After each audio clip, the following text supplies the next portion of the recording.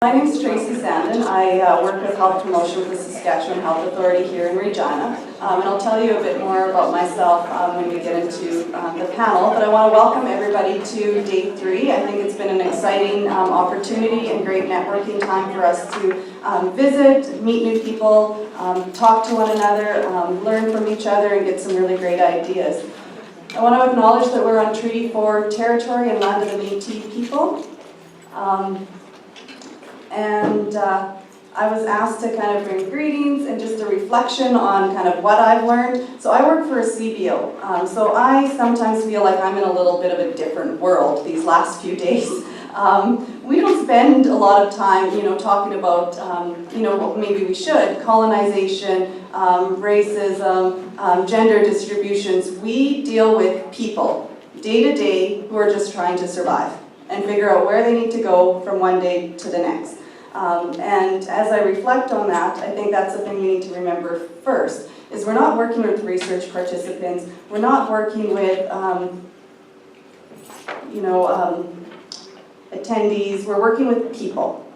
We're not working with vulnerable populations, we're not working with X, Y, and Z, we're working with people. And people are always people first. And they don't often remember what you say to them, but they will always remember how you make them feel. So if you want to build that relationship, and we talk about relationships and integrating yourself into the community, you need to remember that people will remember how you make them feel. And I think that's really important, because those relationships and how you make them feel stay for a long period of time. And I have gone into situations where we've had to rebuild those relationships, and it takes a long time. So even if it's not you, and it's some colleague from another department, people will remember and associate you with that organization.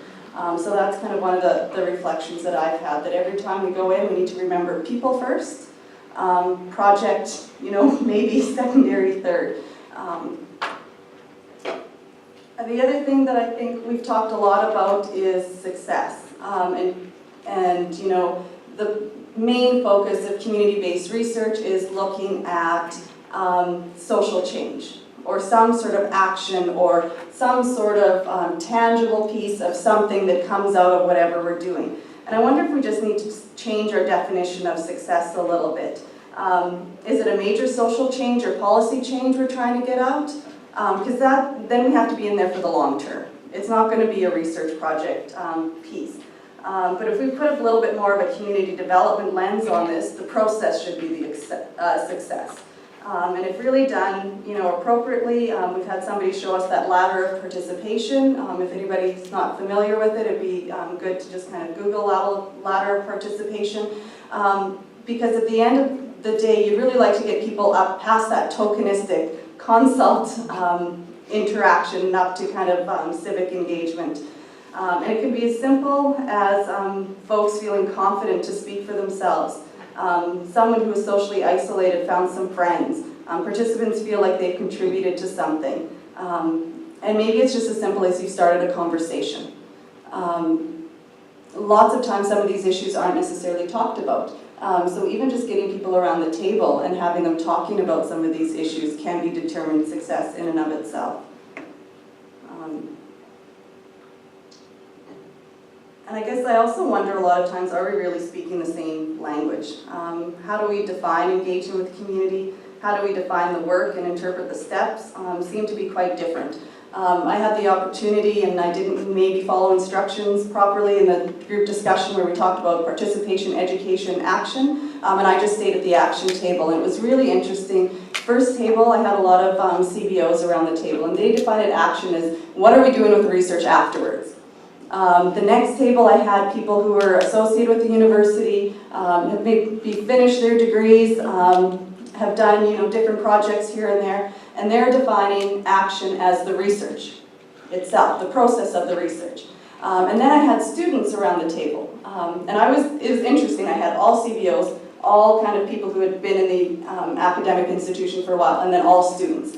And students looked at action as, the entire process. And research was one piece of that process. So action happens in the entire process.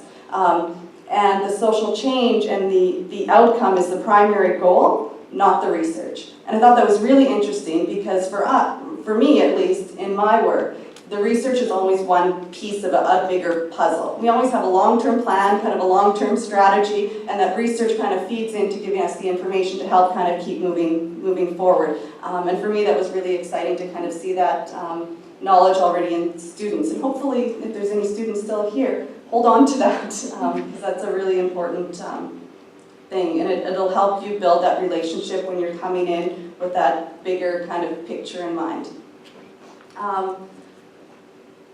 I think there's a lot of passion and genuine interest to do good and result in change. And I think there was a really interesting conversation yesterday where we talked about, and there's a more formalized name for it, but I call it the do-gooder mentality, right? Where you just feel like you need to do something because it makes you feel good. And I think that we always have to kind of keep in mind what are our true intentions, because a community will recognize those true intentions. They will see right through that. Because I work with health, there are mental health implications of not doing this process kind of properly. So outside of my opening kind of inspiring remarks, I want to talk about what I see kind of on a daily basis. The tokenistic, the consult, the continually coming in and out, using people for your own kind of purposes, that results in people becoming further and further disengaged. And it's kind of the opposite of what you're wanting to kind of achieve. And it further socially isolates, which has an effect on mental health, either depression, trust in the system, it all kind of spirals and ties together. Colleen Christopherson-Cote talked about people, passion, and place, or relationships, matching people together to work on collaborative outcomes goals and putting this partnership in the right place. And I think that's so important. You know, the right place, the right time, figuring out, you know, where is that tangible time? When is it time to kind of do this kind of research? Who are the right people to bring around the table? Making sure that it all fits for all of those involved. Feels so short.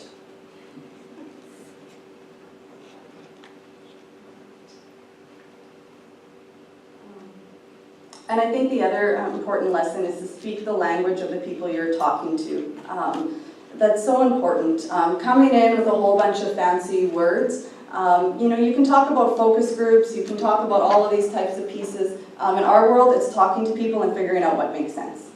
Or you can call it a needs assessment, or you can call it kind of gathering information. But knowing who you're talking to and what information they need, and what their kind of motivational factor might be to grasp onto. I think we talked about, you know, addressing poverty would be ideal, but in the meantime, you know, maybe there's an opportunity to move on education, or maybe there's an opportunity to move on housing, or maybe there's an opportunity to move in this direction. You have to know what that political climate is, and you have to do some of that background research. So, you know, if you're looking at municipal council, who's standing for what? What are some of their issues? Where are they volunteering? You might have to go for coffee with them. You might have to talk to them, figuring out what their interests are and find that little kind of hook that you can jump on. Motivational interviewing, if anybody's kind of done that kind of process, right? It's finding out that hook or that crutch that you can grasp onto and then kind of move forward with. You may not, and I think we need to think out of the box as to who our allies are. We're pretty safe with going to kind of the same organizations or the same kind of people all the time, but thinking outside of the box. One of, I think, the unintended consequences of this kind of conference is we were standing in line for lunch, and a fellow was like, you know, what's everybody doing here? And we talked about community-based research, and he's like, well, I'm in the engineering department, and I need to know about this stuff. So then we passed on, you know, the community research units number. So there's people kind of interested in how do we connect with community, how do we talk with people, and there's probably partnerships outside of the usual ones that we look at that we don't even think about. One person used an example of how they had a marketing class look at poverty and how can you market poverty, which gets you kind of a little bit uncomfortable with that type of concept, but you have to reframe the conversation sometimes, and getting an outside lens from what you're seeing all the time I think can be really interesting.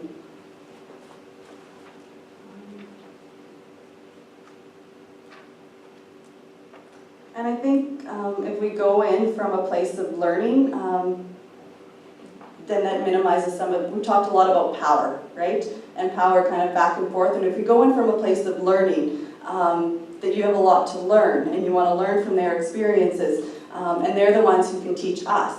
I think we have to be really careful of what kind of attitude we portray. And I think that's talked about a lot when we talk about the relationships, which has been kind of an underlying theme for me that I've heard. And I think the power of networking and the power of talking. A lot of people, when they talk about initiating this type of work, have talked about volunteering, integrating yourself into the community without an agenda. So learning about where you're going, talking to people, building that relationship, letting them know that you are part of that community and you're not necessarily there to judge or to criticize, but you're kind of a bit on an equal playing field. And I think that goes a bit of, quite a bit of a long way, and I think a lot of folks have given some really good examples of how you become kind of part of the team and part of the community in order to move things forward. And then you get these long-term relationships.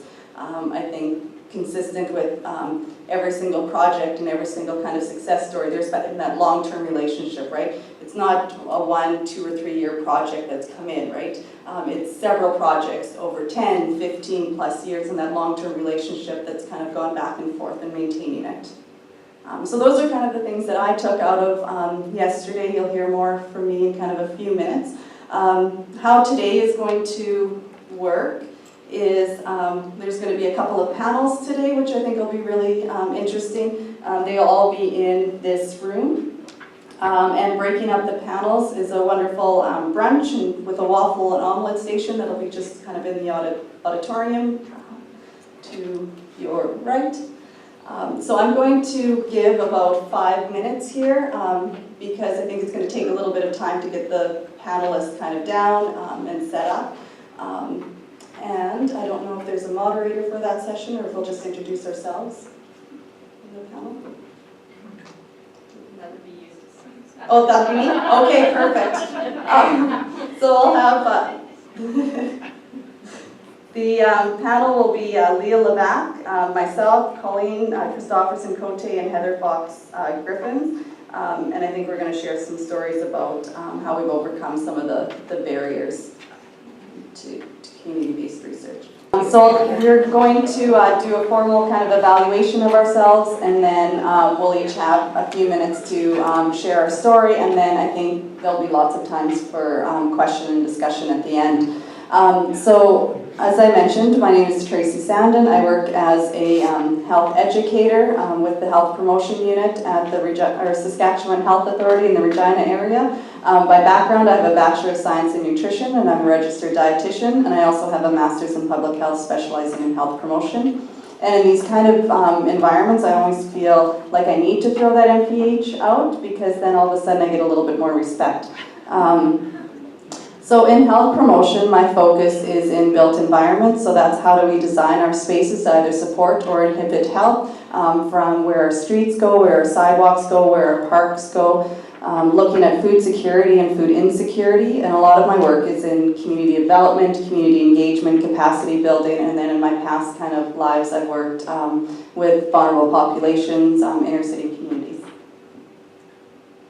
So, good morning, I'm Colleen Christopherson-Cote.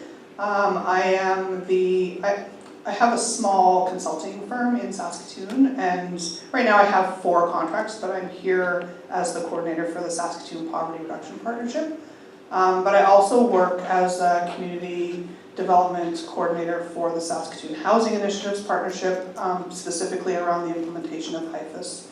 And I'm also working with the Saskatoon Community Foundation on a strategic alignment of donor dollars to community outcomes, which is a database project.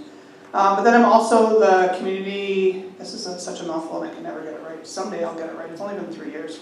I'm the community co-lead for the Evaluation and Analysis Working Group for Suffice, a SSHRC-funded pan-Canadian project that looks at putting community first into community campus engagement. I could go through to my academic background, but it actually has nothing to do with what I'm doing, and to my parents' dismay, I have 3 university degrees, still not working in my field.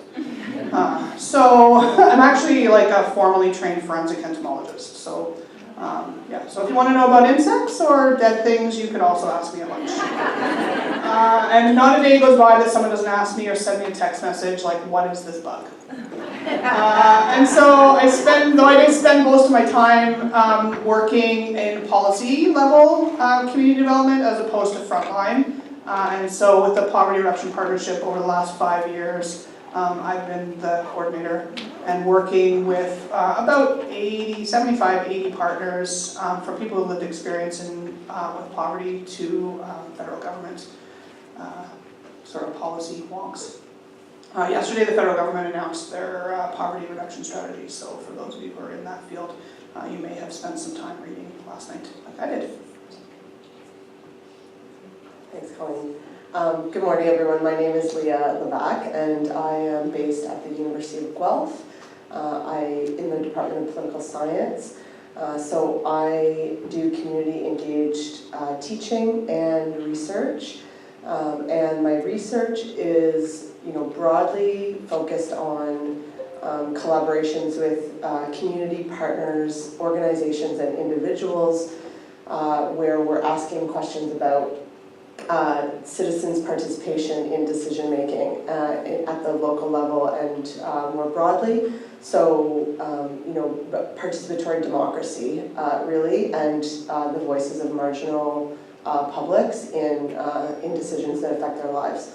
So a lot of my work right now is based in the Canadian North, working with primarily women who identify as Indigenous and as settlers, and often in collaboration with each other. I also teach courses where students partner with community organizations to undertake small research projects as a part of their course curriculum. So I'm happy, we haven't talked too much about course-based community engagement, but I'm happy to answer questions about the challenges and opportunities of that. And this afternoon, you're going to get an earful of me today, because this afternoon I'm going to be on the panel again, talking about community engaged scholarship at the University of Guelph. And my connection to the unit there is as what we call a faculty affiliate. So a group of faculty members at the university whose responsibility is effectively to try and sort of provide some support to thinking about how we do better at the institutional practices that are necessary for universities to be better partners, sort of broadly constructed. And so this afternoon I'll say a little bit more about the work that we do through the Community Engaged Scholarship Institute. Thanks, Leah. I'm Heather Fox Griffith. I am a doctoral candidate here at the University of Regina, doing my PhD in education through the adult education unit. Dr. Cindy Hansen is my supervisor. And really, I believe my research would not be possible likely at this point through any other faculty in any other unit. I'm not going to provide on and on about my background. I'm a doctoral candidate. I'm also a counselor and art therapist, but that hat has been stored on the shelf for some time. What I'd like to do right now is start with my presentation, and I'm going to base my discussion on my study, my doctoral study, and some of the assumptions and barriers that I encountered throughout the process of the study that were unexpected. So I'll begin with just a brief explanation of my research. My research focuses on victimology and survivor studies education. For many of you, I'm sure the term victimology will be unfamiliar. I'll explain a little bit more about what that is and how that field of study has progressed over recent decades. Victimology was a bit of a bad word. No, not a bit of a bad word. It was a bad word for a long time, based on the original positivist perspective on victims that was often associated with victim blaming. but through the theoretical development we've seen over decades and the input of critical perspectives, radical perspectives, and feminist perspectives, victimology as a field of study has come a long, long way. My research was a university community collaboration that sought to establish the priorities in victimology education. The study was conducted within a transdisciplinary framework whereby, and I'm going to give you the academic blah, blah, blah, and then I'll break that down a little bit more, whereby an intentional community of participants from across Canada was formed to reflect on victimology and survivor studies as a landscape of practice. So what does that mean? That means that the participants included ex-RCMP officer and now current victim services officer out of Nova Scotia, social workers both in the field and department heads, people involved in psychology, nursing. Nursing was actually I would say a pivotal discipline in terms of the contributions and the awareness of how important the role of nursing as one of the first responders to victims when they show up in an emergency department is concerned. Police were involved, but what makes this study transdisciplinary and not simply interdisciplinary is that it was situated firmly within the community context as well. And what was very important going into this study was consultation with community-based organizations, but also with victims and survivors themselves.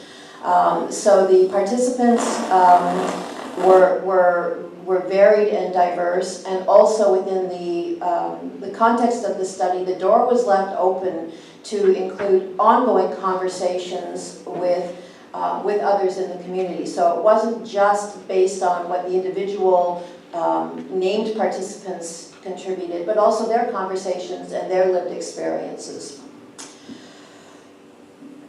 Media is another important, media and journalists are another important aspect of contribution, as well as policymakers, because media is so pivotal to public understanding of victimization and to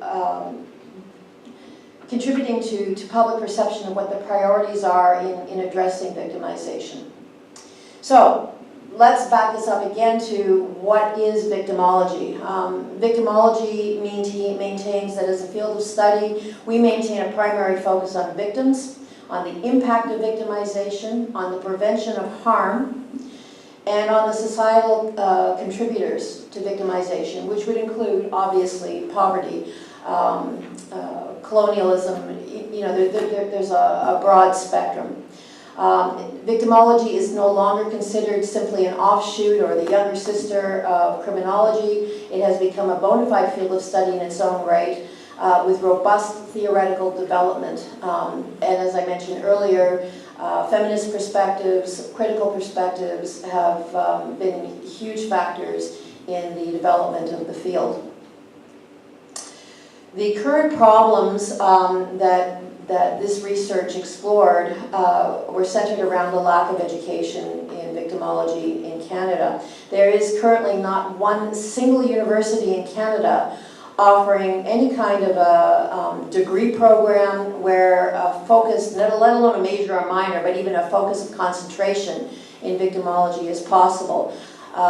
When I did my original review of what was happening at an institutional level, there were 12 universities who offered single courses in victimology, but those courses were often very dated and very much from a criminal justice perspective.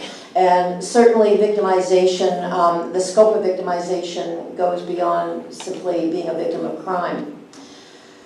Canada is nevertheless the virtual host of the World Society of Victimology database.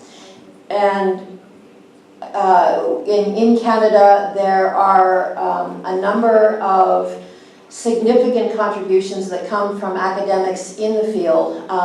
Joanne Wemmers has done a tremendous amount of work looking at the the role of the victim impact statement and whether this is a satisfactory, meaningful endeavor for victims. I won't spend a lot of time talking about the Canadian contributions, but they are sufficiently developed in Canada that really to not have any kind of victimology program at institutions of higher learning is problematic. Despite this, we have seen in only recent years the launching of or the enactment of the Canadian Victims' Bill of Rights. We have to date in the vicinity of 2,000 victim services workers. And while there is a graduate program in victimology offered out of an Ontario community college, it is not a degree-based program, and even transferring credits from those courses into university programs can be problematic. Most of the programs that focus on victimization, victim services in Canada, with some notable exceptions in Ontario and Nova Scotia, are volunteer-based programs. And as we've heard over the last few days, there's been a tremendous downloading of services on community-based organizations. And the culture of volunteerism around victim services is a good example of that. The training of victim services workers is also a problem. It can be as little as a few hours. One province offers a one-day training for their victim services workers who primarily work within a police environment. Victim services are very often housed in police services. And some of the programs are as lengthy as 12 weeks. But there are some problems with the validity of a lot of the information that's being taught in these courses. And one good example of that is, I was told by a woman who'd spent the last 20 years developing victim services training for volunteers, and until we met, she had never heard of the word victimology. So in light of the recent changes and contributions from victimology and survivor studies as a field, there's a lot of information and misinformation that isn't being reviewed and considered in the formation of these training programs. Nevertheless, as the research progressed and with good conversation among the participants, there was, I thought, good consensus around the need for a more formalized avenue of education. Where that assumption, and that assumption was also grounded in my own personal assumptions and my recognition of what education brought to me in my personal life. I approached this study as a researcher participant, both as an indweller and an outdweller. So my passionate commitment to education was also very personal. In the middle? Okay, there we go. I think I moved my finger down. And we had good consensus among the participants until the conversations branched out to include dialogue among some of the community-based organizations that don't yet have core funding in particular. This seems to be a key factor. They don't yet have core funding. It's project-based funding. Maybe long-term project-based funding, maybe 3 years, maybe 4 years, but much of the operational budget that we discovered was so key to nonprofits is linked to trainings. And so to make a transition, even though, and I'll give you an example of one field where there is full awareness of the fact that the workers in this field who work with and respond to victims day to day, that's what they do. If those same people who might even have similar background were working, say, in corrections or in any other number of fields, their wage scale would probably easily be doubled. The recognition of the benefits of education and the general consensus around that aren't at issue. What's at issue is that these organizations are already working at capacity to even stop and say, whoa, our training that we've been doing for forever needs a major, major revamp so that we can consider some of the new information that's in the field. It takes time and a commitment to resources that just isn't there. To say, well, we'll now support our workers in doing, say, a certificate program at the university so that they can increase their level of understanding, and that in turn translates to a more meaningful interaction with the people that they're working with, becomes difficult if that money detracts from day-to-day operations. And it's almost like you can't hold your breath for long enough to make that leap across the pond to doing something different. The insufficiency of these trainings is not superficial, and it can be extremely problematic for the people who are accessing these services. And secondary victimization that comes as a result of misinformation and disinformation and practice that is a result of that can traumatize people who have already experienced trauma. It's unfortunate, and one of the things that I would like to see happen in the future would be an invitation to the police services. It's interesting, we've gone for lunch, and to me it's kind of punctuated the fact that there's all these cops in training sitting at the tables beside us, and it occurred to me yesterday, talk about interacting with the community. It would be great to see them involved and motivated in attending something like this, and to help develop a more of a community-based policing approach, which we know has been highly successful in many ways.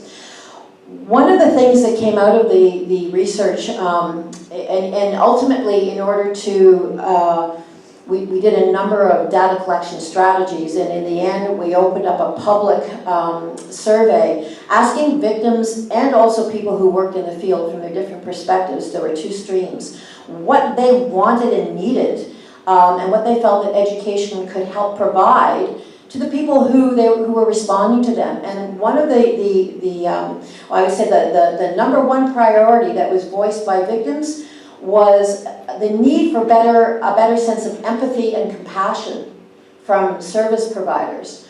And what's interesting about that is you can teach empathy. You can teach empathy and mindfulness. And the way we have been teaching compassion as a way to avoid professional burnout actually is not borne out by the science as being the most efficient way to do empathy. We've kind of approached it from the perspective of, walk a mile in another person's shoes and imagine what we would feel like if that would be us. And actually, I know, Greg, you've got a great contribution to that, what you call the platinum rule instead of the golden rule. Do you mind just sharing that? So me, the golden rule is always, everyone I think knows the golden rule, treat other people how you want to be treated, but the platinum rule is always treat other people, or do unto others how they want done unto them, or basically treat other people how they want to be treated. And that old adage of walk a mile in another person's shoes is, well, what size are your feet, Heather? 8. 8. Mine are size 12. Yeah. I can't walk a mile or a kilometer in your feet. So for true empathy, I actually have to get to know you and ask you what it's like to walk a mile or a kilometer in your shoes. Yes. So that's true platinum rule, getting to know you and treating how you want to be treated. So I need to know what it's like to walk that mile and to get to know you, and then that's true empathy. The golden rule for me is not good enough because that's still colonial in my nature, and that's me putting my values onto you. But the platinum rule is really giving it to you, giving you the power, and that's true empathy.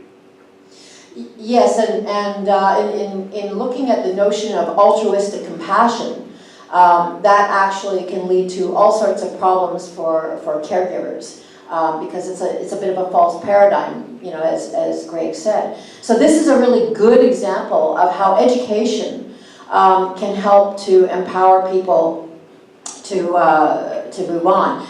Another barrier, and I'm just going to briefly touch base on this, and that is that even if you were to garner the institutional will to to launch, say, a certificate program.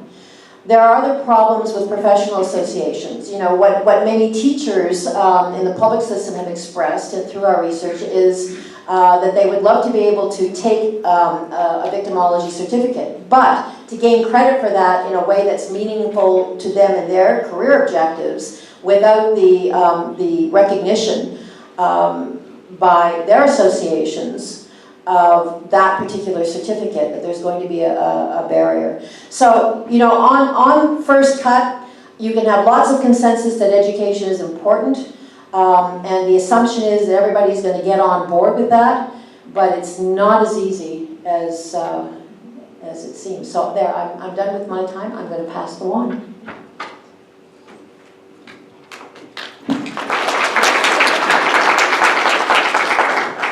The consequences of clapping onto a mic would probably be dire.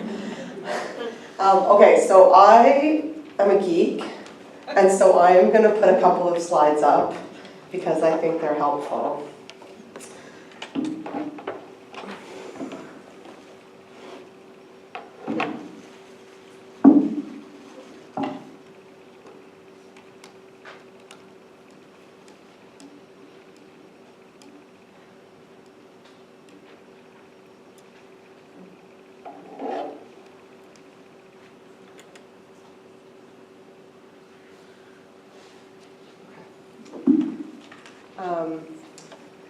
Okay, and as a total aside, I thought it was quite interesting to sort of just hear people say a little bit about how winding, in some cases, their professional and personal paths have been to get them here. My first degree is in outdoor recreation. And so I often tell this story to my students at the beginning of every term to say, especially when they're nervous about what they're going to do moving forward, because I could never have imagined really that this is where I would have ended up. So I certainly appreciate those sentiments.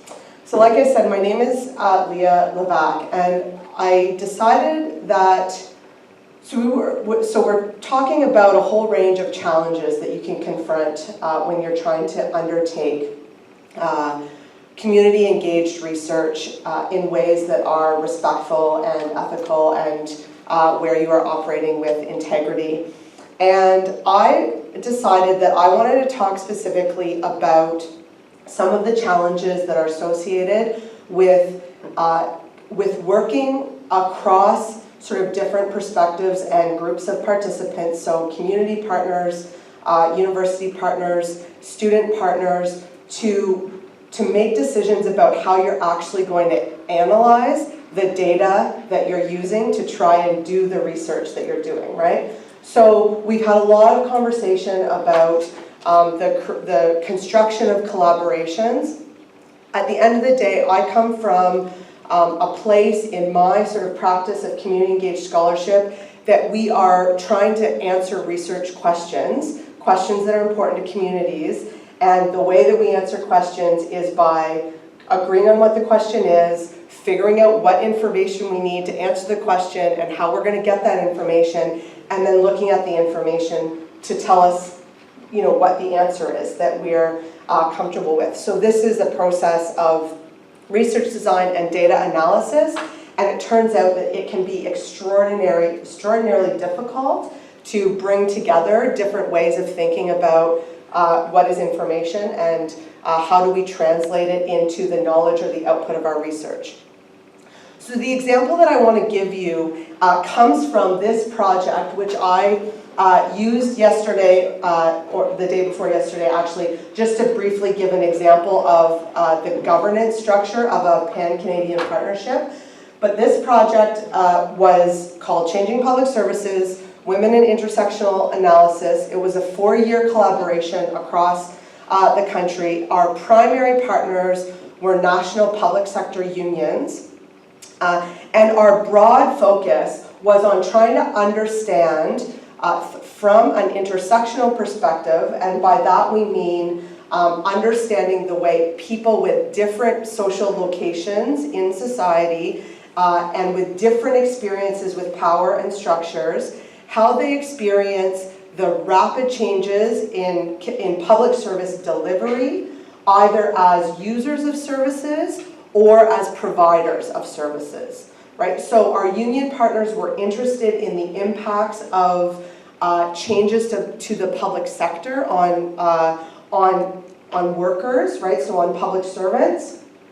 And they were also interested in how these changes were affecting the consequences for service beneficiaries, right? So people who access services.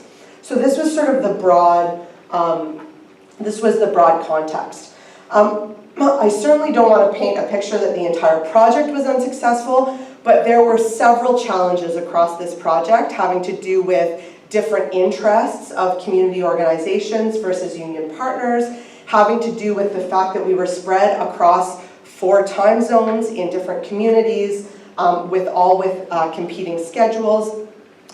But the one that I'm going to focus on is the fact that we worked on, as a group, decided that we wanted to undertake an analysis using Statistics Canada data sets. So these are large N data sets, right? And by large N I mean, tens of thousands of respondents.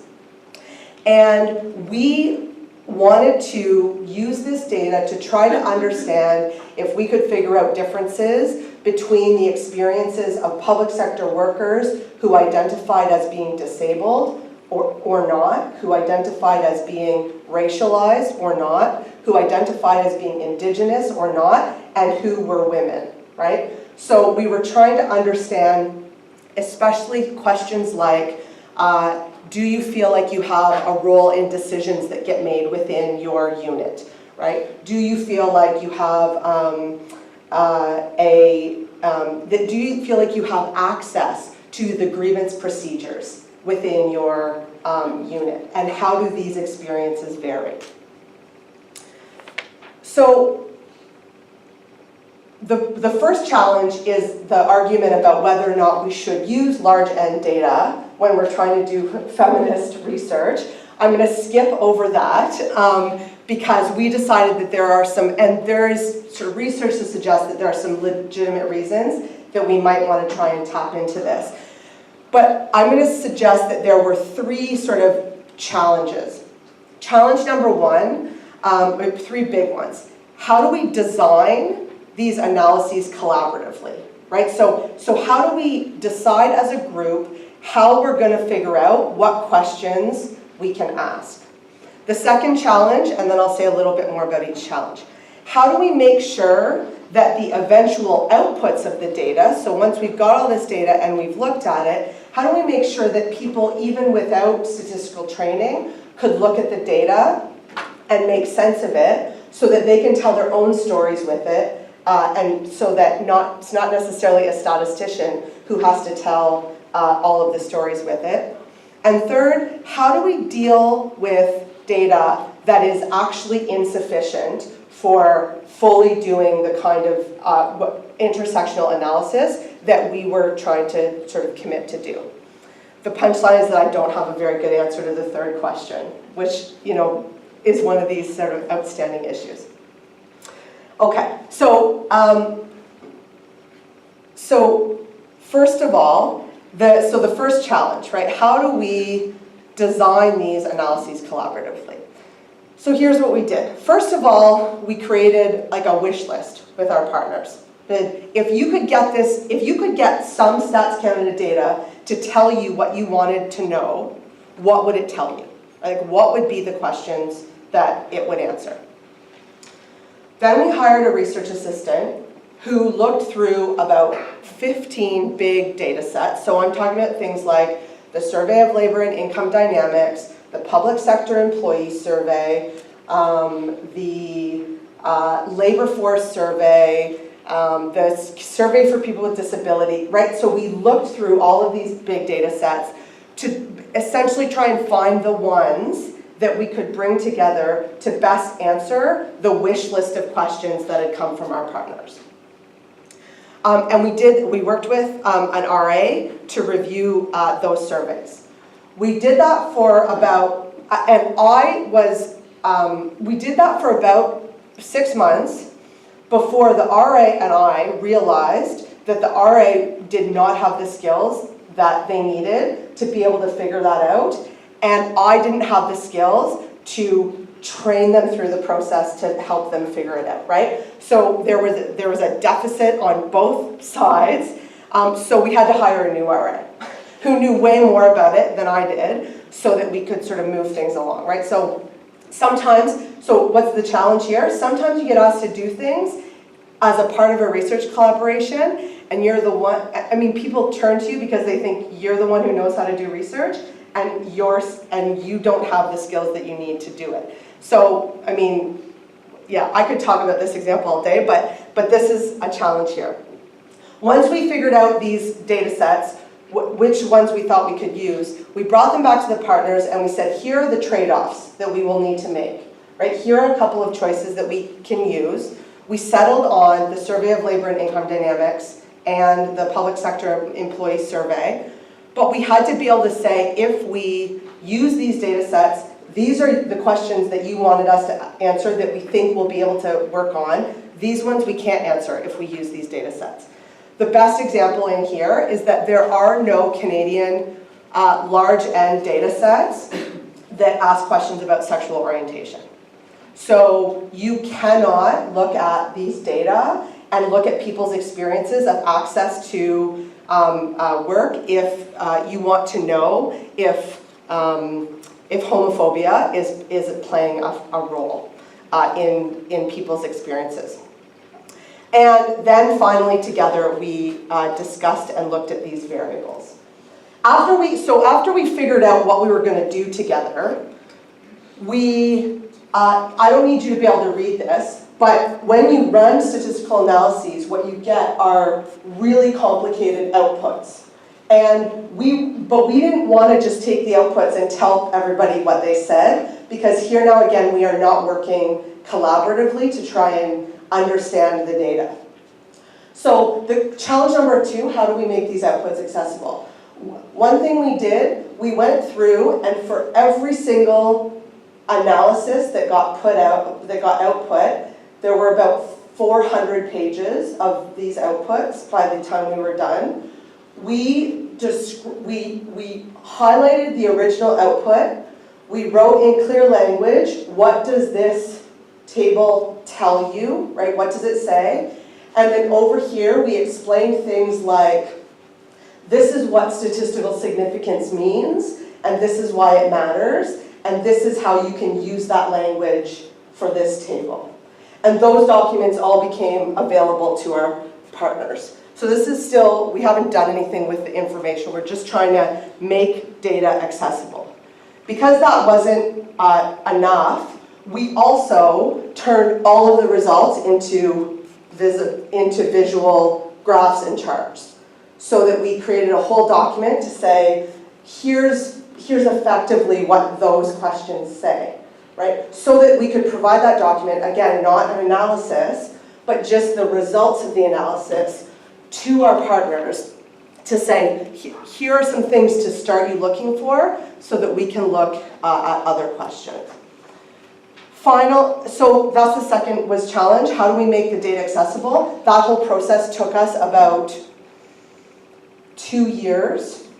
And so of course one of the challenges with that is that we're still working with that data, and that project officially ended 1.5 years ago. And we're still sort of trying to actually turn the accessibility of the data into outputs so that we can say something about what we learned, right? Finally, how do we deal with data that's insufficient for intersectionality? So there are 3 things that I can point to here. First of all, when we write with this data, we always say, this is insufficient, right? We have not been able to say A, B, and C because Stats Canada, your data don't tell us the right things. So we say that all the time. We say it publicly, we say it when we say what people ask, we say it when they don't ask. The second thing is that we went through a process of creating a whole bunch of new variables. So in our analyses, and all that means is to say then we could look at women who identified as having disabilities. And so we could look at two different sort of identity experiences together instead of just women and then people with disabilities, which is often the way you read if you look at data sort of outputs, right? And then the third thing is that we kept, and probably still, I certainly still, keep asking myself the question, should we do this because of the gaps that exist in the data? I don't think there's an easy answer to that question, but I'm still committed to thinking about how we work together to look at complicated data and figure out sort of how to tell stories about it. So let me just close by saying that one of the challenges, like I said earlier, is that this process is still ongoing and that partnership is over, right? So Tracy's, I don't want to preempt Tracy's comments, but one of the big challenges in collaborations is how do we move quickly enough on information that we need to be able to act? And it's butt up against a challenge, which is we want to be able to tell big stories with big data that take a long time to produce, which butts up against another challenge, which is that we all talk different languages when we're working with actual information that we're trying to use to tell stories. And the translation takes time. So this is sort of the, even though I've used a quantitative example, I think these challenges are really legitimate through all forms of information collecting and analysis. And I'm happy to share those and many other challenges once we get into our discussion. Thanks.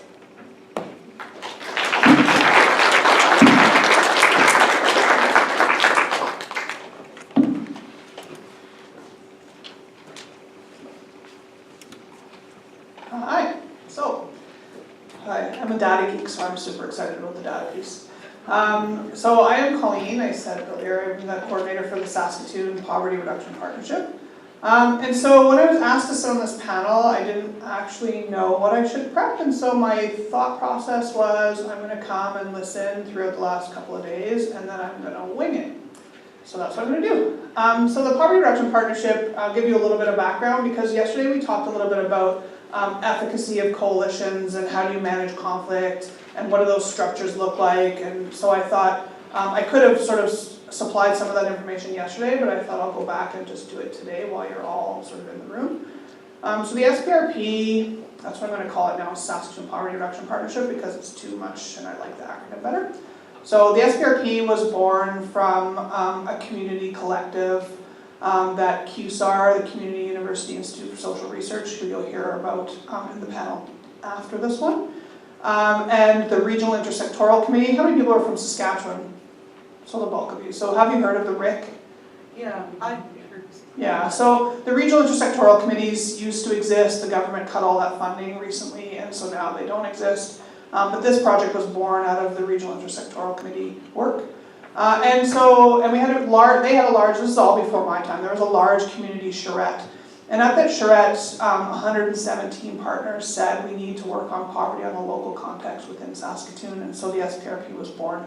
Originally it was a secondment of 2 staff people, one from the United Way and one from what was then the Saskatoon Health Region, now Saskatchewan Health Authority. And over time it evolved into what it is today. And so it is, yesterday I said, it is a non-entity entity. We have a governance structure, we have guiding principles, and we have a theory of change, and we have all sort of the standard documents. We have a conflict resolution process, etc. But we actually are not a formal entity. So I can't grant rights. It's not a non-profit organization. It's not a charitable organization. It's a constellation model, collective impact model. And so we take bits from the constellation model and bits from all of the collective impact formats and build together a set of goals for the year. I should back up and mention, because community folks will be like, tell me about the funding structures and sort of those pieces. So I'm a half-time coordinator. The funding comes entirely from community partners. There's no government funding. There's no long-term consistent funding. So every year we're renegotiating my contract at like 6-month intervals. So we've been doing that for 5 years. So I'm actually in the renegotiation piece of the contract right now to coordinate it, and we're actually launching a large document. And so I'm like, do we do a long-term implementation plan? Like, I don't know what to do because I actually don't know when my contract is expiring or renewing. So it's kind of complicated from that sort of internal perspective. But the external piece, and the piece that the partners see, is a 75+ partner collaborative, made up of people, a large quantity of people with lived experience of poverty, for frontline workers, governments, loosely government, ministry, and then I, as the coordinator, am attached to other federal government and other sort of jurisdictional policymakers. And so when I was thinking about the barriers and what I would tell you about sort of the challenges that are faced with this kind of type of community collaborative, I really wanted to go back to the word around inclusive practice.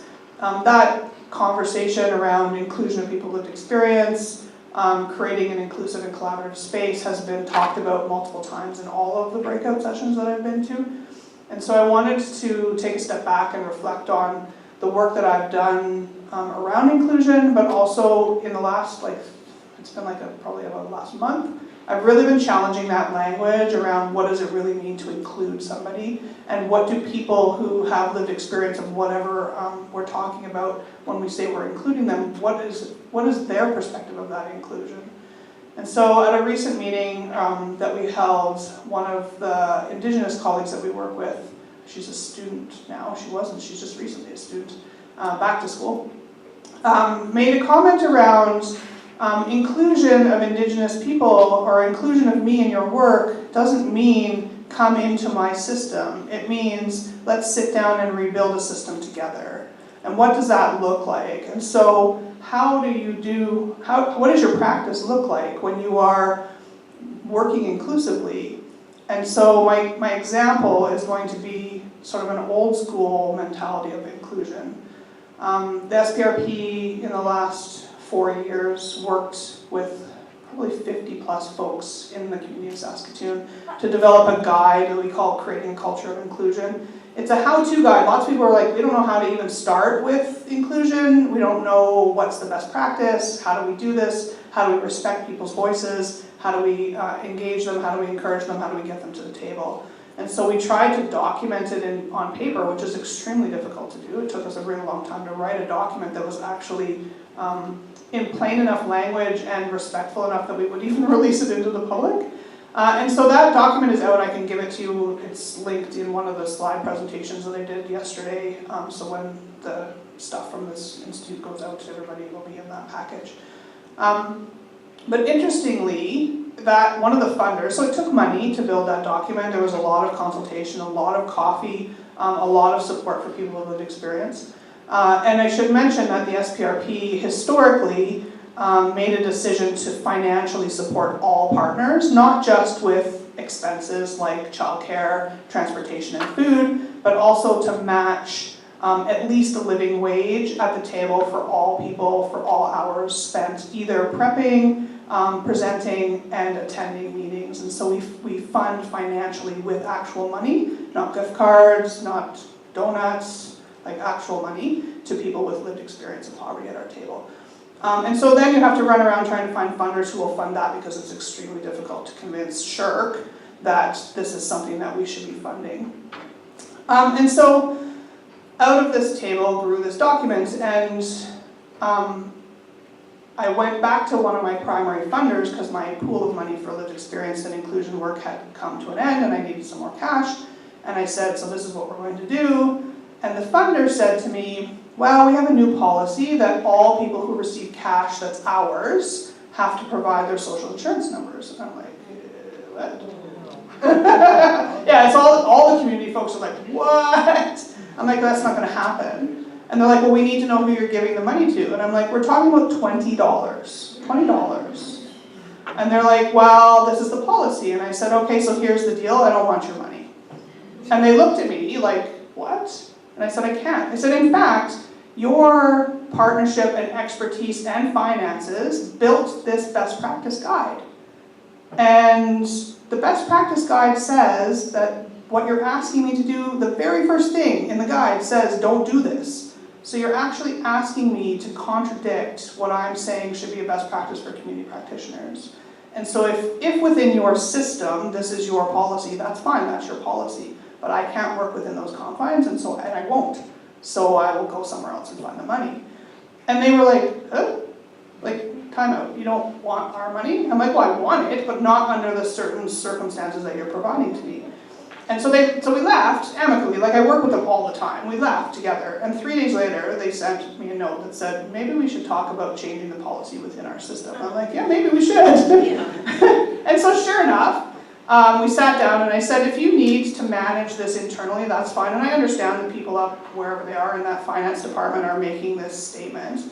But the relationship around the funding is with the SPRP, not with the individuals in which I'm providing the funding to. So why can't we just have a relationship that I have a process that I report back, because I want to be accountable to the money. It's not that I don't want to be.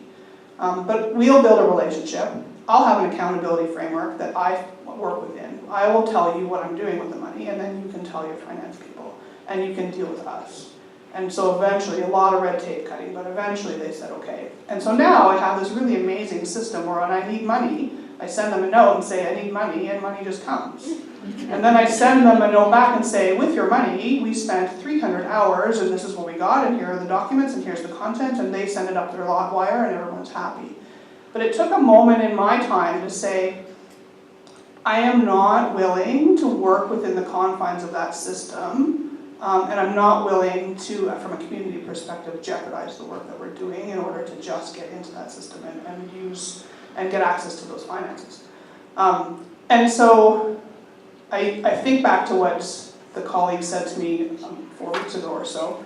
I said, so what I'm doing is disrupting a system and not just saying come into the system and appeasing the system that I work within.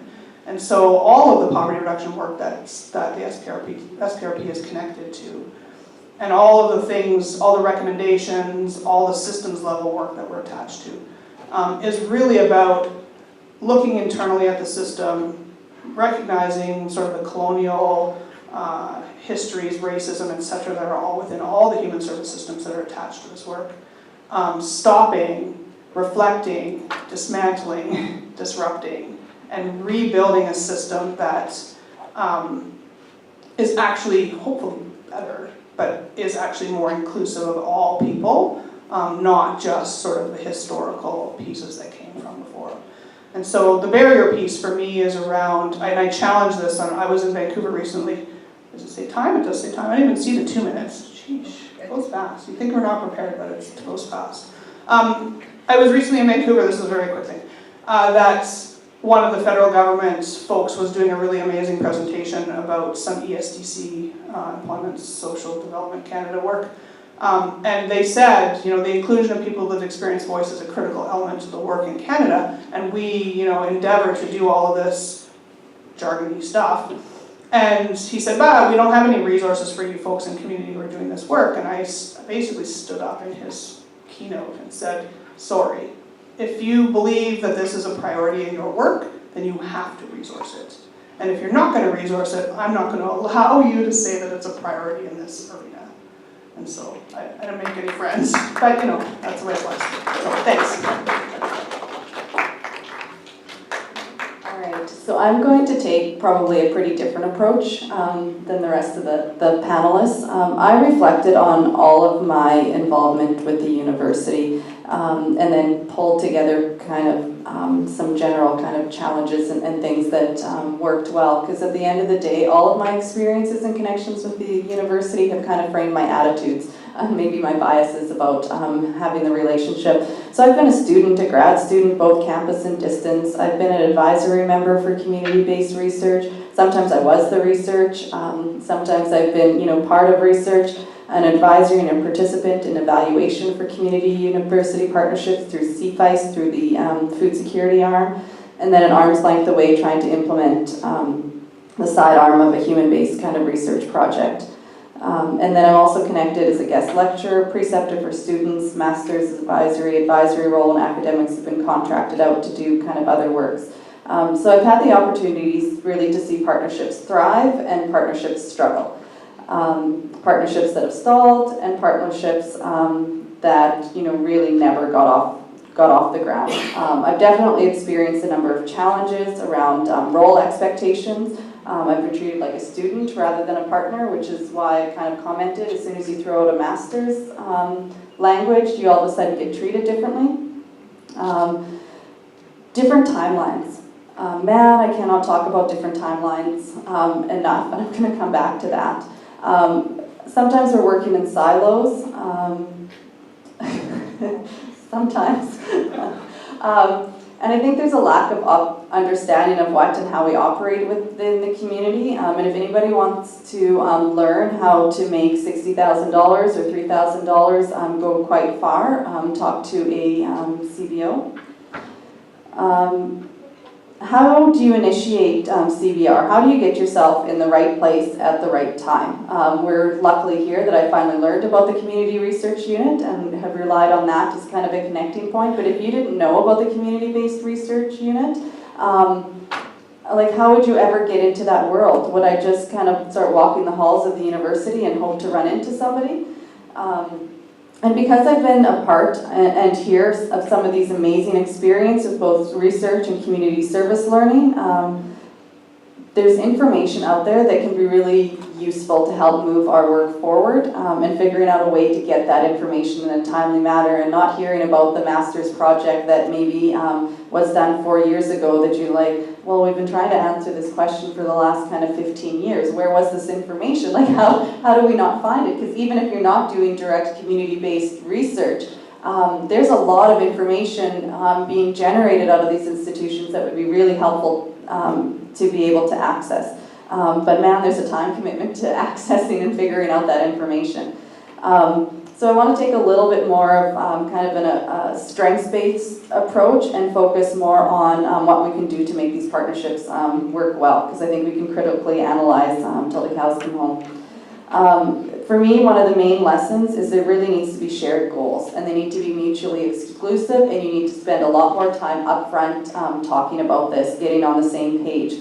It's great that when everybody has a passion for the same topic, because that's not always the case, right? That not everybody's always passionate. They're doing it either to get a master's, or they're doing it to get a PhD, or they're doing it because they know this is where they're getting funding on, but they're not necessarily passionate about it.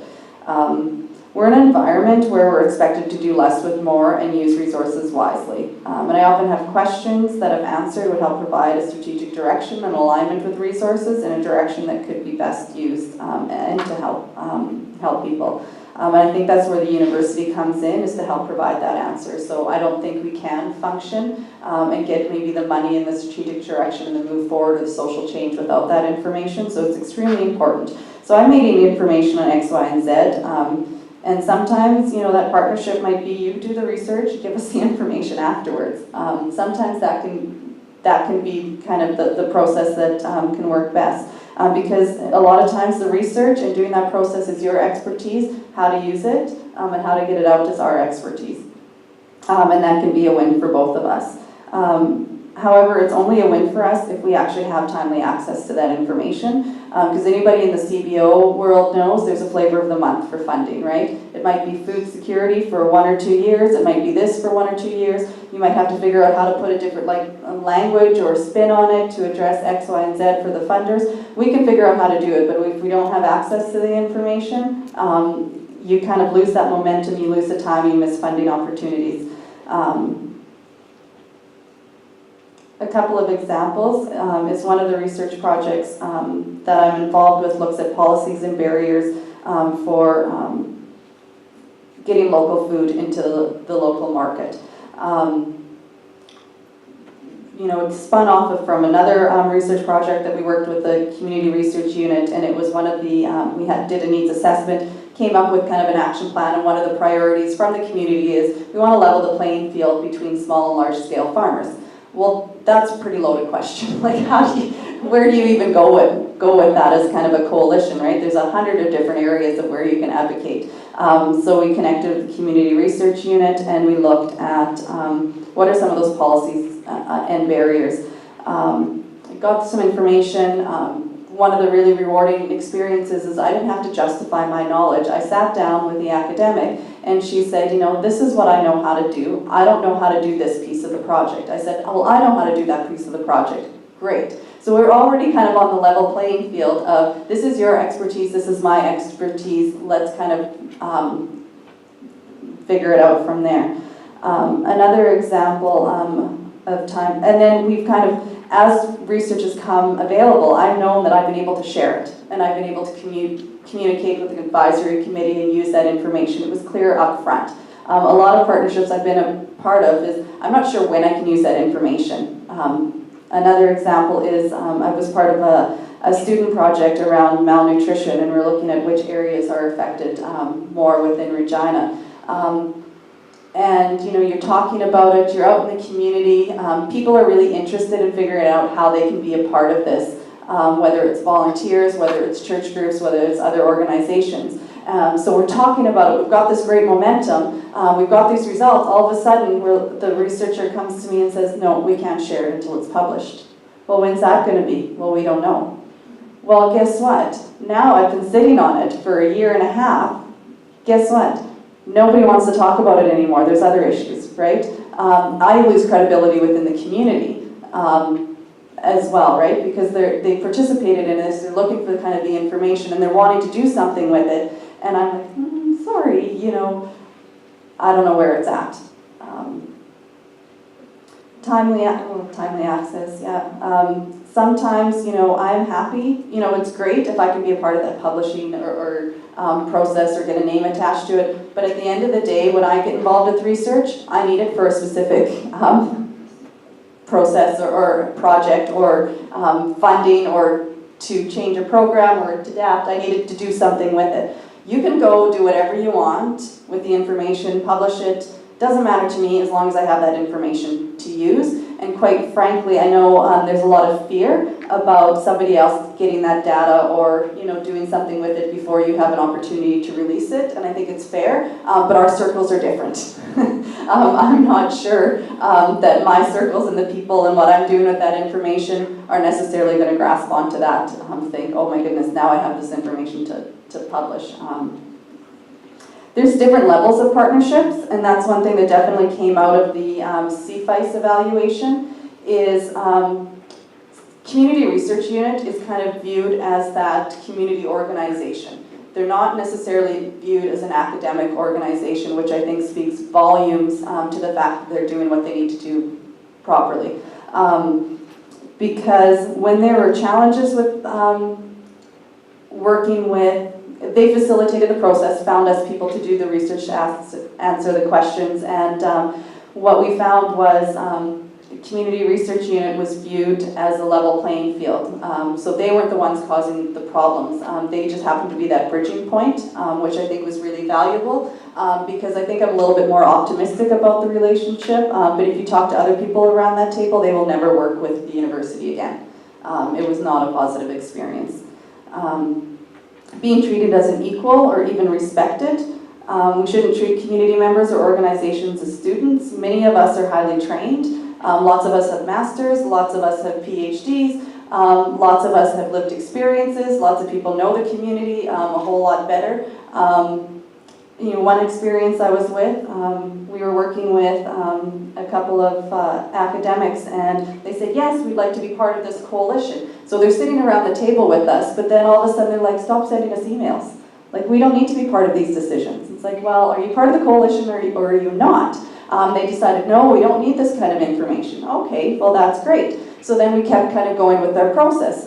They were doing, supporting with the environmental scan. I was part of the coalition who was working with that bridge. But then we were also working on a needs assessment process.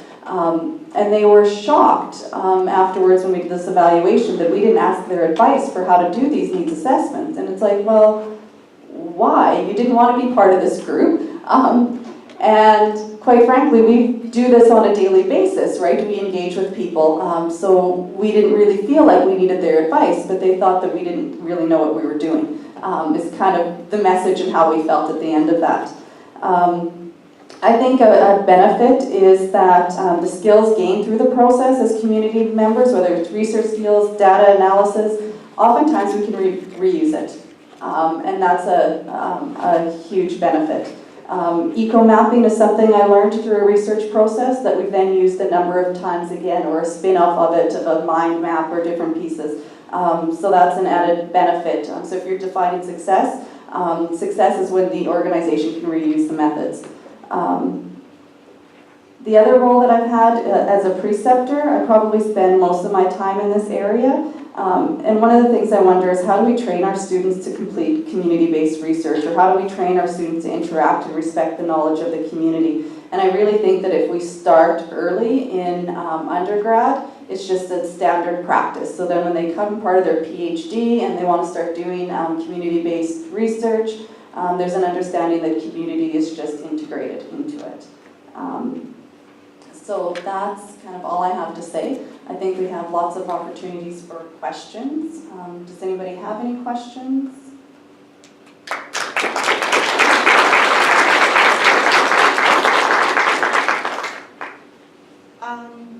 One is a practical one. Colleen had talked about giving participants, funding participants.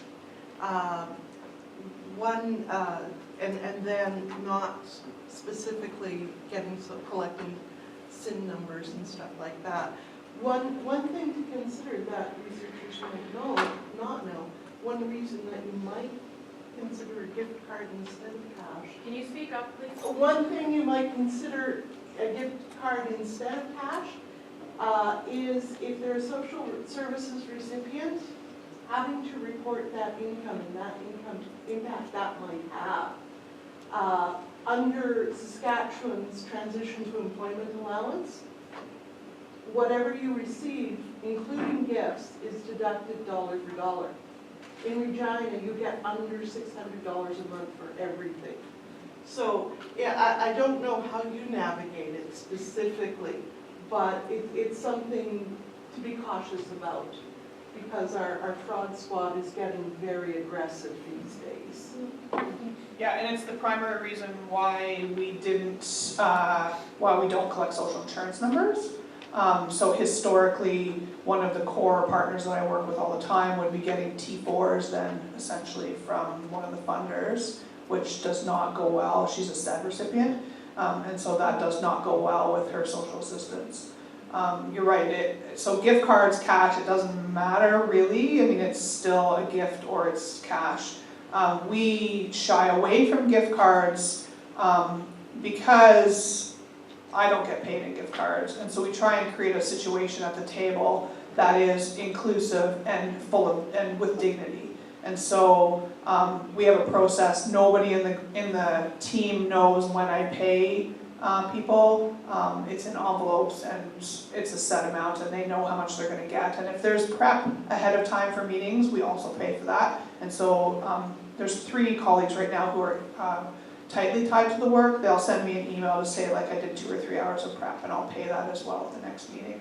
I don't ever question it. I don't ask for proof because, again, nobody asks me for proof when I'm working. They just see outputs. And so I see the outputs, I recognize the outputs, I pay for the outputs. And so that's how we roll. What the individuals do then under their reporting mechanism is also their responsibility. And so they will have to make that choice themselves.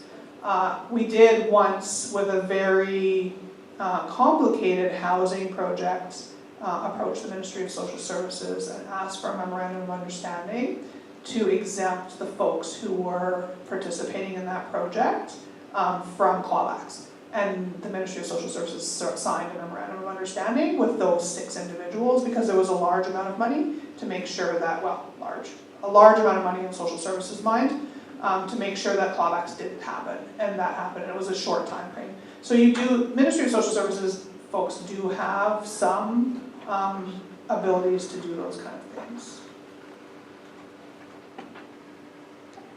Similar, we've given somebody an option because we found it a barrier. Sometimes people are just completely uncomfortable accepting cash, so we asked them how they would prefer and give it a choice. I just would like to make a comment too. When Colleen had shared, the decision not to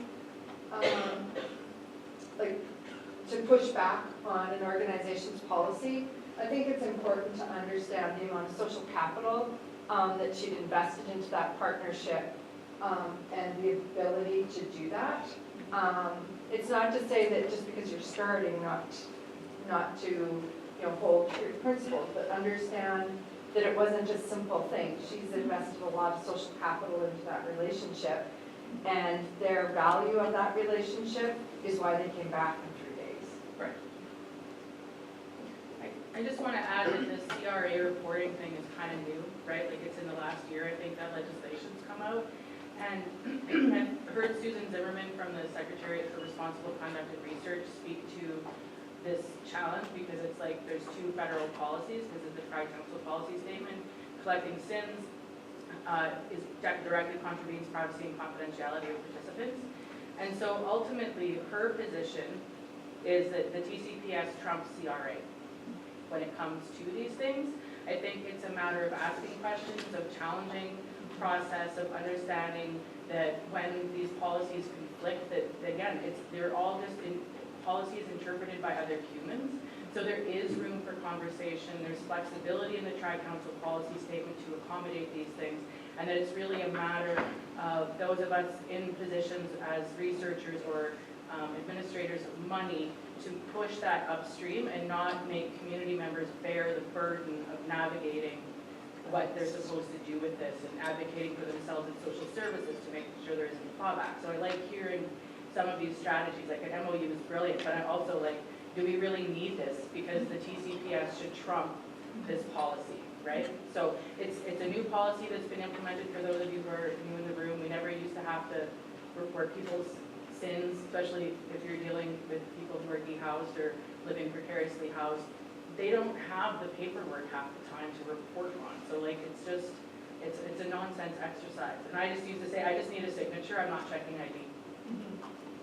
And in theory, you can still do that. We do Visa gift cards, which is as close as we can get to cash and flexibility and choice in spending. So that's one of our bridges. But we run into the same thing with our elders now. Have you found a lot of experience with the unit? Well, a lot of people who are dehoused don't even have access to. Well, that's what I mean. Like it's a moot exercise in some circumstances. Like it's just we're all making up paperwork, like to appease CRA. Like this is where it all. Well, not just CRA, but Ministry of Social Services.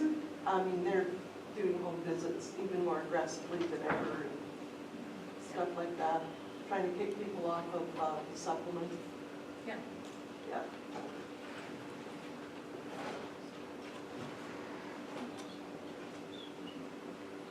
I have a question for Heather or anyone on the panel. And Heather, you mentioned that you discussed a little bit about the gold rule versus platinum rule, and you stated that you can teach empathy and compassion. And I'm wondering if you could expand a little bit on that idea and what that would look like in practice.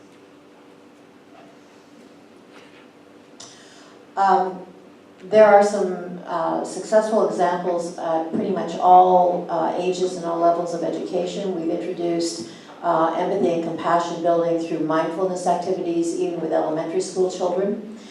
Neuroscience has contributed an awareness of what part of the brain lights up depending on how you approach empathy and compassion, and actually the walk a mile, imagine how that would feel. What that does is it lights up the part of the brain that experiences pain.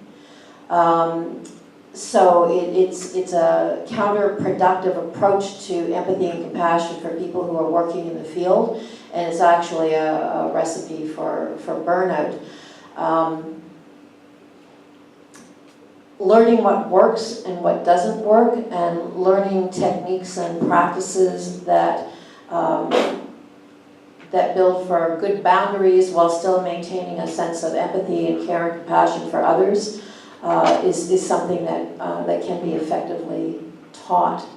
And I think in the case of people who are facing, let's talk about police, for example, or nurses who are working in emergency, or firefighters or paramedics.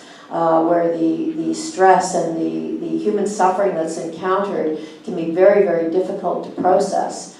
Having good strategies in place that, that help to effectively deal with that, to avoid burnout, which is actually by some in the field been relabeled as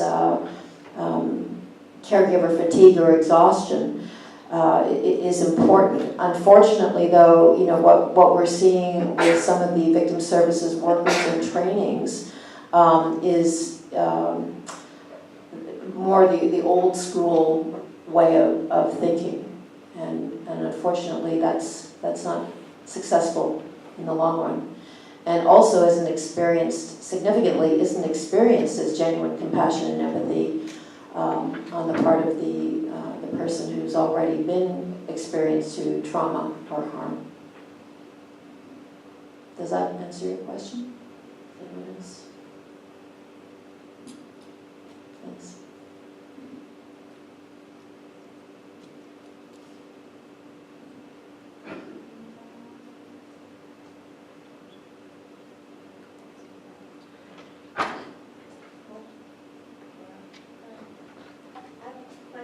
One for Leah.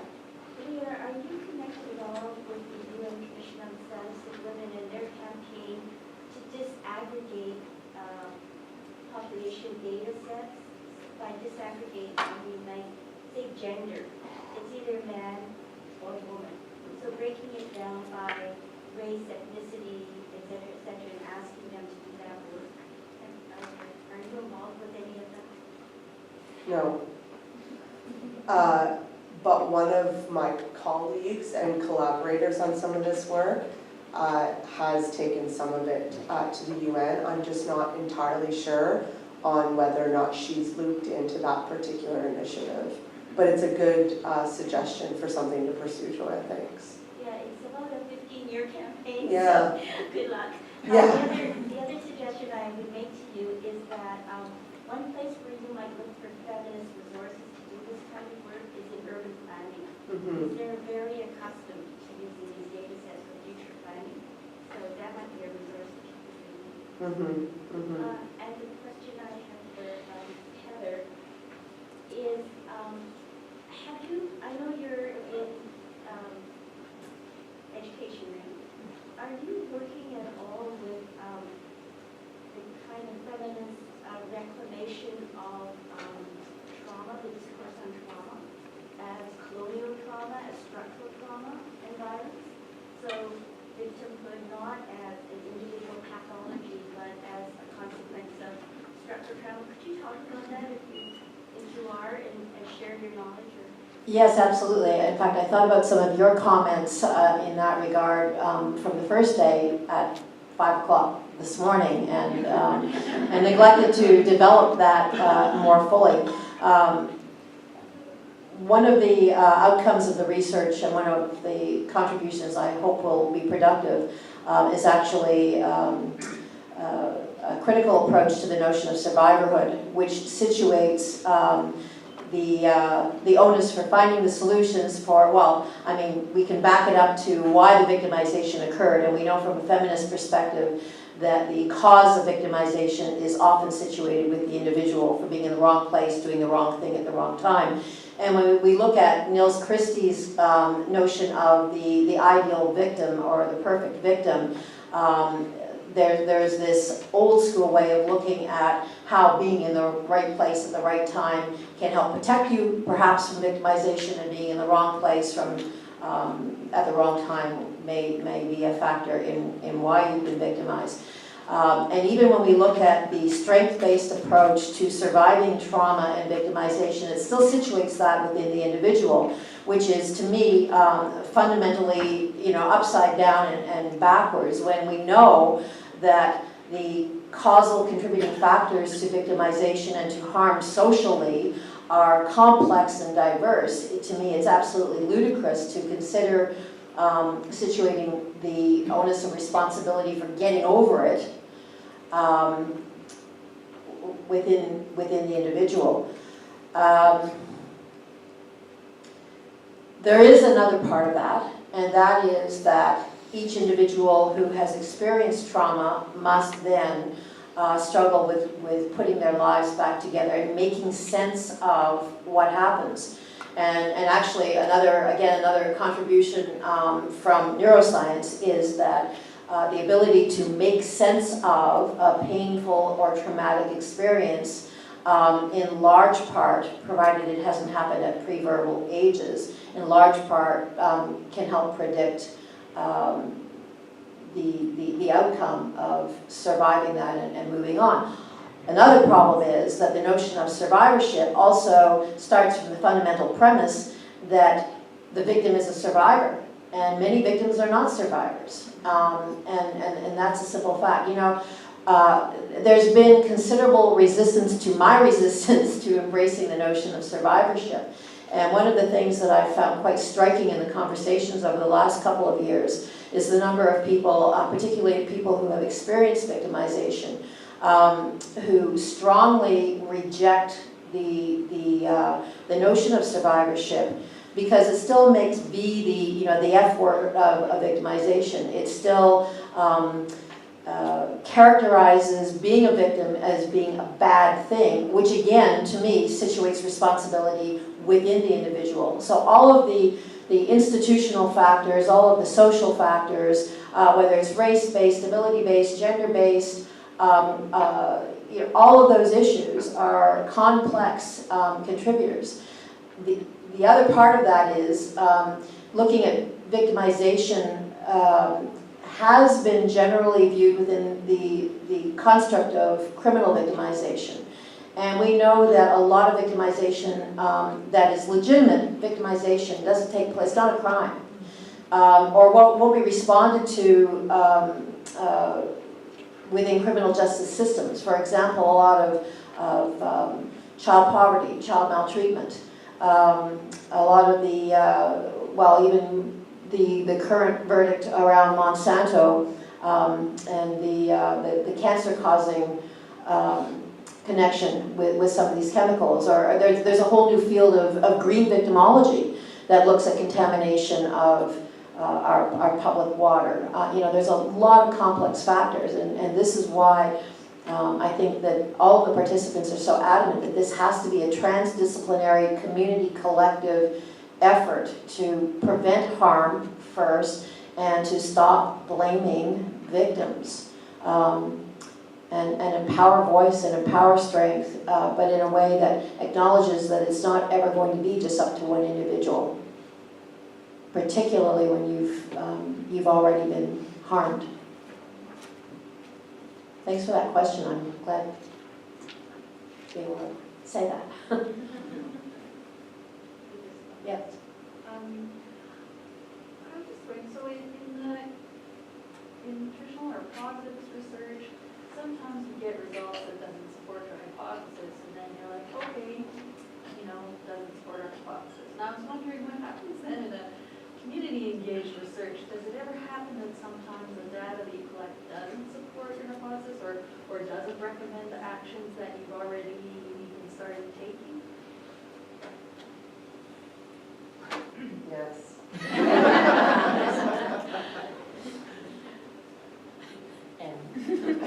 I just need to think for a minute so that I've got to We ran into each other on the way here, and I was like, what are you going to talk about? She's like, what are you going to talk about? And then she said, we're talking about data, and then we're like, oh, the complexity of data. And I said, what happens? We talked about what happens when we have data, and I'm looking at data through the eyes of the work that I do, and I see this trend, and she looks at the data through her eyes, and she sees a different trend. And then we're forced to think, okay, so how do we do this? Which message are we going to use? And does it impact our relationship with our funder? Like maybe the funder really wants this to be said, but we actually can't say that. We can manipulate, data is data, right? You can kind of play with it and portray it and make a nice graph and do those things. But how do you come to sort of consensus when there's such a diverse group of people at the table around what the final message and what that data set's going to look like when we push it out? She can talk to you So I can think of a couple of examples where we had this exact experience in different projects. So in some of the challenges of collaborative data collection in this example,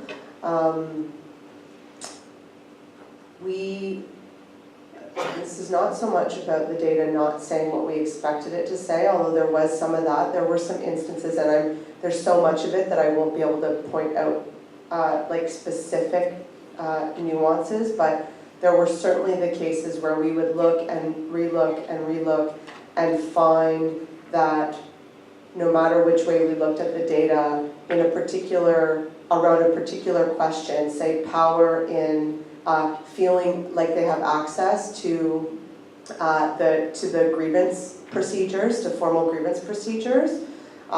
Women with sometimes people in more precarious positions, so part-time positions, felt like they had better access to the grievance procedures than people who were in permanent positions. And we expected sort of across the board that permanent positions would, no matter which kind of question we were asking, would give you better access to these things. And some of the only ways that we could hypothesize about that would be to say, maybe internally, maybe somebody at some point feels like they have nothing to lose because they're already precarious, and so they feel like they have access to whatever systems are available to them, and they're going to try and use those systems because they're already sort of somewhat insecure, right? So I don't want anybody sort of going and saying, guess what that study found? But these are the kinds of examples where we were surprised. Another thing that is a choice around looking at data is that we intentionally, and we get challenged by it academically, but insisted on it from a community side, was that we refused to look at comparisons between racialized women and Indigenous women and women with right? Like we didn't even run the analysis to say, oh, like Indigenous women, this is worse for Indigenous women than it is for racialized women, right?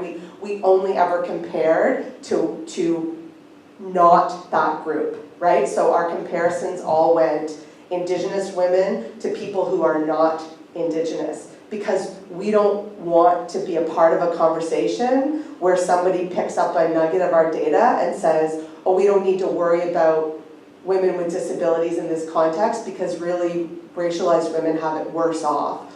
Partly, right, like we're not going to play, we don't want to be a part of that conversation. So that's another example of choices that we made about analyses. And then the last example that I would give you, nothing to do with this project, some of my work up north, and we were working on, we had transcripts from 2 different focus groups, and those focus groups had been held with a group of people called the Labrador Land Protectors. So these are people who are sort of active community activists resisting the development of a major hydroelectric project in Labrador.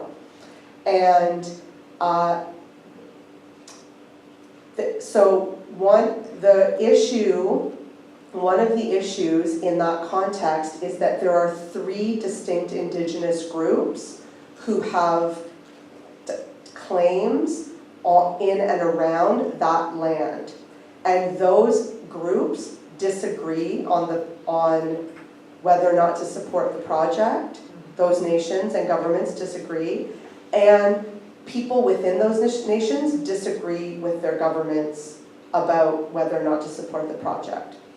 And so in these conversations, the punchline is that where the tension in the analysis was that when one community partner reviewed the data, they found themes of commitments to wanting access to land and traditional hunting rights and sort of telling this story of connection to the land. And when another community partner read the data, they read racist analyses of one Indigenous group over members of the other Indigenous group who had decided to support the project. Same transcript, total disagreement about what the major thrust of how people were understanding that problem was. We don't have that one resolved yet. We're still, because we can't say something with it until people are comfortable with what it says, and people disagree about what that data says. So that's another, so those are sort of a handful of examples that I've dealt with, say, in the last couple of years. One of the projects that I was working on was we had kind of an advisory kind of council. So we were sharing the data that they were a part of and asking them how we should use it, what are you hearing from it, that helped form kind of an action plan with it. And part of the data that we talked about was, when we talked to small scale farmers, they weren't interested in scaling up. And then when we went through the facilitated process, there's several large voices around the table that talked about here's the policies and the different pieces we need to help small scale farmers scale up. So when we got that information, we went back and we're like, okay, it's complete opposite from what we actually heard. So when we're looking at what we're doing, that's an important message we need to start carrying forward, right?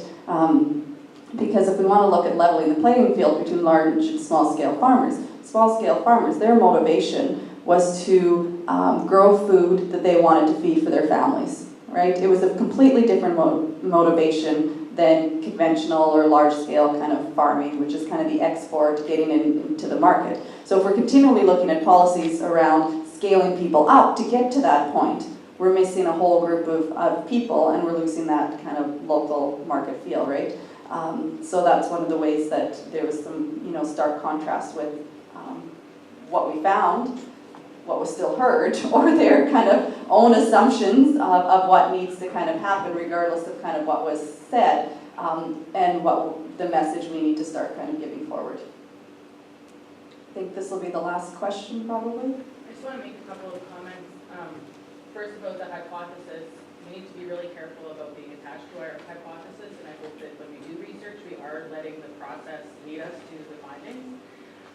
But when it comes to the confliction reporting, at All Nations Hope, we make research partnerships with our researchers most of the time, especially if they're people we haven't worked with before. And part of what we lay out in that is where there's a discrepancy in the interpretation of the data analysis, we present both. And that's sort of a way to balance out the power dynamic, to support the reality that there can be multiple truths about data, like there isn't one way, and then allows readers to kind of make the decision about what they think is correct, I guess, in this case. So I just offer that as a possible solution when people do encounter that, and we've had to go through those processes for all of the reasons that we've talked about, where there's lots of different aspects and people's investments that need to be balanced in how the research is communicated. So just as a possible solution for those of you, I would offer that. Thank you. Thank you. And I'll just finish with one kind of final thought. When we looked at the community and university partnerships that we evaluated, our evaluation showed that the university role was often disconnected, difficult, time-consuming, and internally serving. However, it was also deemed necessary for the bigger picture, strategic, and important for the knowledge base. So I think there's a lot of opportunities and success stories that we can continue building on to make sure that these partnerships work well.